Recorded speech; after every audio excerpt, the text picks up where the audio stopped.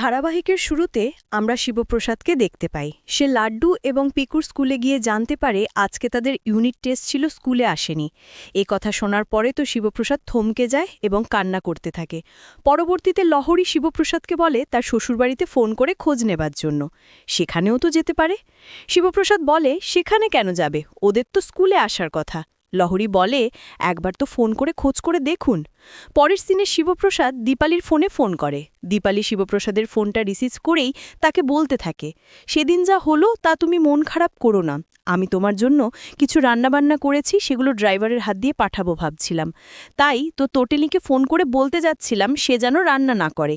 শিবপ্রসাদ বলে সেসব পরে হবে, আগে বলুন তোটিনি আপনাদের বাড়িতে গেছে কিনা। দীপালি বলে না, আসেনি। কিন্তু কি হয়েছে? পরবর্তীতে শিবপ্রসাদ দীপালিকে জানায় লাড্ডু, পিকু এবং তটিনী মিসিং। এ কথা শোনার পরে তো দীপালি কান্নায় ভেঙে পড়ে এবং সত্যজিৎকে ডাকতে থাকে। সত্যজিৎ নিচে নেমে আসার পরে দীপালিকে জিজ্ঞেস করে কি হয়েছে, সে কেন এরকম করছে। তারপরে দীপালি তাকে জানায় তটিনী এবং বাচ্চারা নিখোঁজ, তাদের ফোনেও পাওয়া যাচ্ছে না। এ কথা শোনার পরে সত্যজিৎ দীপালিকে জিজ্ঞেস করে সে কি করে জানতে পারল। তখন দীপালি বলে শিবপ্রসাদ ফোন করে বলল তুমি শিবপ্রসাদের সাথে কথা বলো। পরবর্তীতে সত্যজিৎ ফোনটা নিয়ে নেয় এবং শিবপ্রসাদের সাথে কথা বলে। শিবপ্রসাদ তাকে বলে তটিনী তাদের ওখানে গেছে কিনা। সত্যজিৎ বলে না, আসেনি, আসলেও আমি দরজা বন্ধ করে দিতাম। সত্যজিৎ এসব কথা বলে ফোনটা কেটে দেয়। তখন দীপালি বলে তুমি কি মানুষ, এসব কি বলছো। সত্যজিৎ বলে যা বলছি একদম ঠিক বলছি। এসব কথাবার্তা নিয়ে সত্যজিৎ এবং দীপালির মধ্যে ঝামেলা বেঁধে যায়। দীপালি সত্যজিৎকে বলে সে আর তার সাথে থাকবে না, সে এই সংসার ছেড়ে চলে যাবে। পরবর্তী সিনে সত্যজিৎ কর্ণকে ফোন করে জানিয়ে দেয় তটিনী ও বাচ্চারা নিখোঁজ। এ কথা শুনে কর্ণ জানতে চায় সে এই খবর কি করে জানল। সত্যজিৎ বলে শিবপ্রসাদ বলেছে। তখন কর্ণ রেগে যায় এবং বলতে থাকে পরশুরাম মরেনি, এতজন মিলে ওকে মারতে পারল না। পরের সিনে বাপ্পা কর্ণের কাছে আসে এবং তাকে জানায় তারা পরশুরামকে মারতে পারেনি, সে একাই সবাইকে শেষ করে দিয়েছে। এসব শুনে বাপ্পাকে মারতে থাকে কর্ণ। এরই মধ্যে কর্ণের কাছে ফোন আসে এবং সে বলে তটিনী ও বাচ্চাদের ঘরে ভালোভাবে আটকে রাখতে এবং বাইরে রাইফেল নিয়ে পাহারা থাকতে। পরের সিনে আমাদের স্কুলের দৃশ্য দেখানো হয়। সেখানে লহরী শিবপ্রসাদকে জিজ্ঞেস করে সে তটিনীর কোনো খোঁজ পেল কিনা। শিবপ্রসাদ জানায় সে কোথাও খোঁজ পায়নি, কেউ জানে না, তবে আমার মন বলছে একজন জানে। লহরী বলে কে সে? শিবপ্রসাদ বলে কর্ণ চ্যাটার্জি। পরের সিনে আমরা শিবপ্রসাদকে কর্ণের বাড়িতে দেখতে পাই। সে কর্ণকে বলে অফ ডে থাকা সত্ত্বেও কেন তাকে পলিসি করতে অফিসে ডাকা হয়েছে, সেখানে তো কোনো কর্মচারী ছিল না। তখন কর্ণ বলতে থাকে আমি ভুলে গেছিলাম আজ অফিস ছুটি ছিল। এরপর কর্ণ শিবপ্রসাদকে বলে আরাধ্যা ও কাবির হানিমুনে ইউরোপ যাচ্ছে, আর আয়ুষী তারও বিয়ে ঠিক হয়েছে। চারিদিকে এখন উৎসব চলছে, তুমি এসো কিন্তু লাড্ডু, পিকু, তটিনীকে নিয়ে। এসব বলে কর্ণ শিবপ্রসাদকে জড়িয়ে ধরে।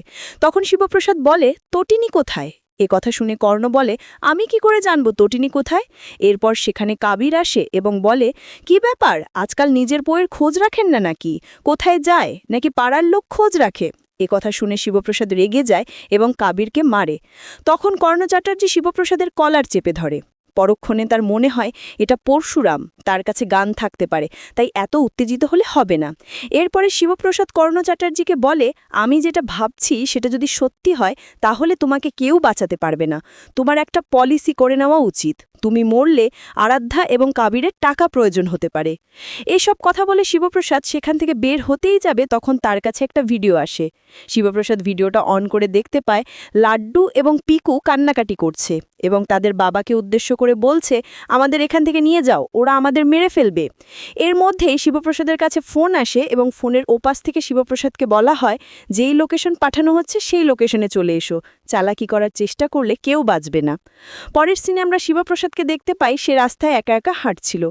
ঠিক সেই সময় তার ফোনে লোকেশনের মেসেজ আসে এবং সে ছুটতে থাকে। পরবর্তীতে শিবপ্রসাদের কাছে বলরাম গাড়ি নিয়ে চলে আসে এবং তাকে গাড়িতে তুলে সেখান থেকে ওই লোকেশনে পৌঁছে দেয়। লোকেশনে পৌঁছানোর পর শিবপ্রসাদ বলরামকে চলে যেতে বলে, কিন্তু বলরাম তার সাথে যেতে চায়। শিবপ্রসাদ বলে তুই বুঝতে পারছিস না, এখানে বাচ্চাদের জীবন মরণের প্রশ্ন, তার ওপর তটিনী বেঁচে আছে কিনা জানি না। বলরাম বলে অবশ্যই বেঁচে আছে, তুই চিন্তা করিস না। কিন্তু তুই একা কি করে যাবি? তোর সাথে তো কোনো ফোর্স নেই, তুই একা যেতে পারিস না। এরপরে শিবপ্রসাদের কাছে আবারও ফোন আসে এবং ফোনের ওপাশ থেকে শিবপ্রসাদকে বলা হয় বলরামকে 5 কিলোমিটার দূরে গাড়ি নিয়ে চলে যেতে বলার জন্য। এরপরে শিবপ্রসাদ ফোনটা রেখে দিয়ে বলরামকে বলে সেখান থেকে 5 কিলোমিটার দূরে চলে যেতে। শেষ সিনে বলরাম বলে পরশুরামের হাতিয়ার শুধু চেম্বার নয়, তার বুদ্ধিও, তাই খুব সাবধানে। শিবপ্রসাদ বলে হয়তো অবতার নই, কিন্তু আমাদের দায়িত্বের কাছে অনেক কিছুই ত্যাগ করতে হয়। তুই চিন্তা করিস না, আমি ঠিক জিতে ফিরব। এরপর শিবপ্রসাদ তার গন্তব্যের উদ্দেশ্যে চলে যায় এবং বলরাম গাড়ি নিয়ে সেখান থেকে চলে যায়। আগামী চমকে আমরা দেখতে পারবো শিবপ্রসাদ সেই গোডাউনের ভেতরে পৌঁছে যায় আর সেখানে দুজন গুন্ডা শিবপ্রসাদের সামনে আসে।